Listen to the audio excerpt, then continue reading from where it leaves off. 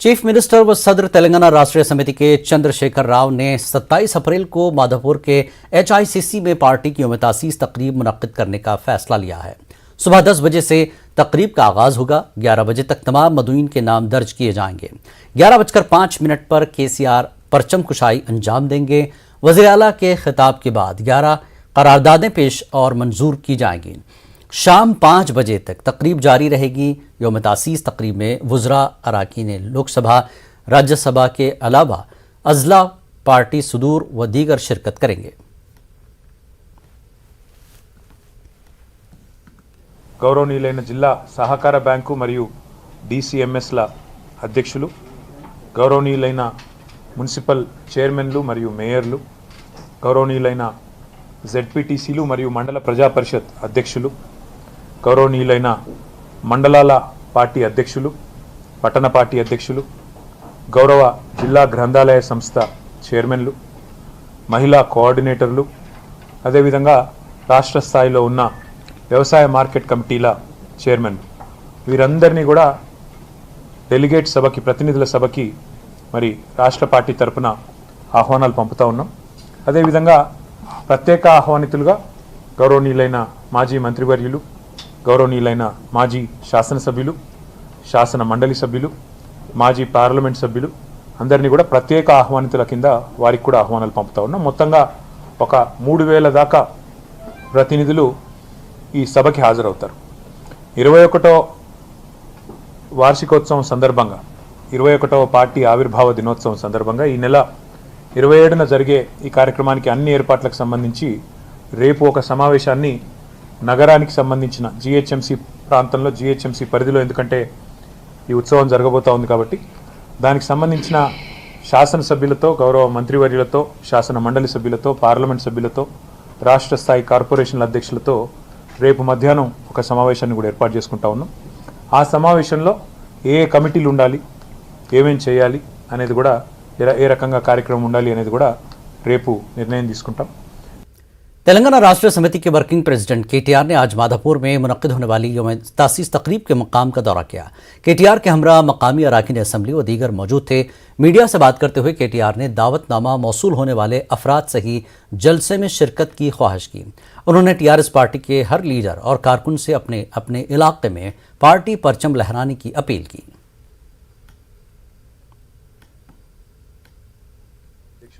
KCR గారి నేతృత్వంలో ఈ సమావేశం జరుగుతుంది.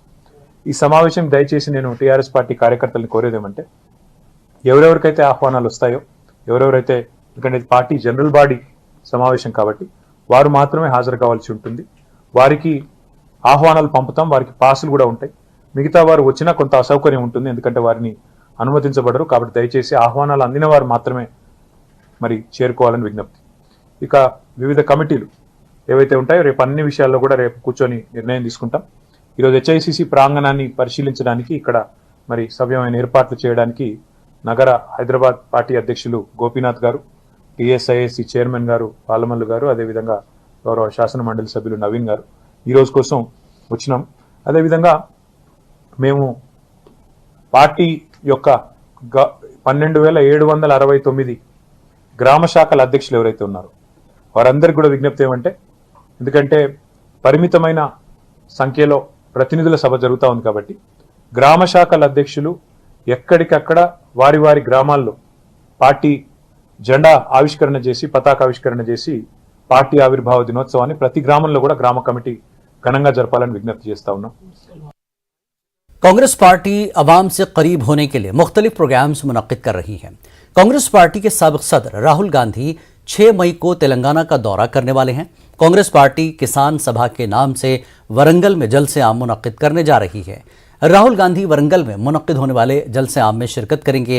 इसके बाद 7 मई को हैदराबाद में पार्टी लीडरों और कारकुनों के साथ इजलास मुनक्किद करेंगे। 2023 में होने वाले असेंबली इंतखाबात और 2024 में होने वाले लोकसभा इंतखाबात पर तबादला ख्याल किया जाएगा। 2019 में होने वाले आम इंतखाबात के बाद राहुल गांधी पहली मरतबा तेलंगाना का दौरा कर रहे हैं।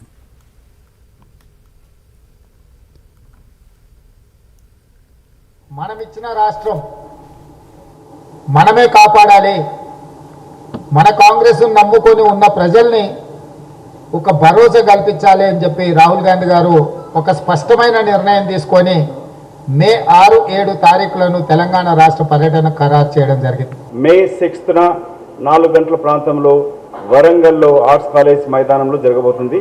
ఇది రైతు సమస్యలపైన రైతులను నట్టేట ముంచుతున్న కల్వకుంట్ల చంద్రశేఖరరావు యొక్క రైతు వ్యతిరేక విధానాలకి జాతీయ స్థాయిలో కూడా నరేంద్ర మోదీ గారి యొక్క ప్రభుత్వం కొత్త వ్యవసాయ చట్టాలను తీసుకొచ్చి రైతులను అన్యాయం చేస్తున్న క్రమంలో వ్యవసాయాన్ని కూడా పారిశ్రామికవేత్తలకి ప్రైవేట్ రంగానికి దారదత్తం చేస్తున్న క్రమంలో రైతుల పక్షాన ఈ సభ జరగబోతున్నది. दिल्ली में हुए तशद्दुद पर कांग्रेस लीडर मधु याष्की गौड़ ने तशवीश का इजहार किया। उन्होंने इस मामले पर वजीर आजम से खामोशी तोड़ते हुए अमन अमान की बरकरारी की अपील की। मधु याष्की गौड़ ने अवाम से भी अमन का मुजाहरा करने का मुतालबा किया। We appeal the Prime Minister of the country, don't be silent on this issue. Appeal to all the communities to maintain the peace. Every citizen has a right to propagate, practice the religion which they like it. That's the constitutional power given by Dr. B.R. Ambedkar ji.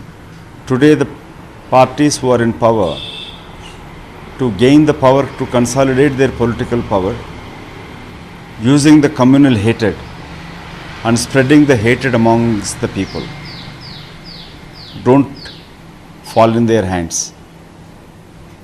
It is duty of every citizen, and particularly the political parties, stop indulging, spreading hatred for political gain. Power is not permanent. You may be in power today, you may not be in power tomorrow.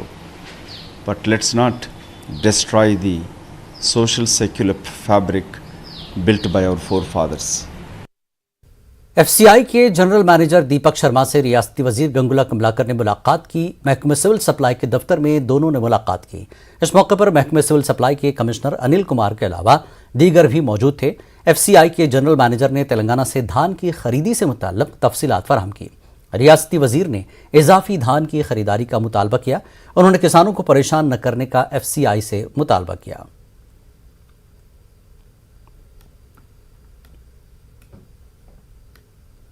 वक्त एक break के बाद रुख करेंगे आंध्र प्रदेश की खबरों का।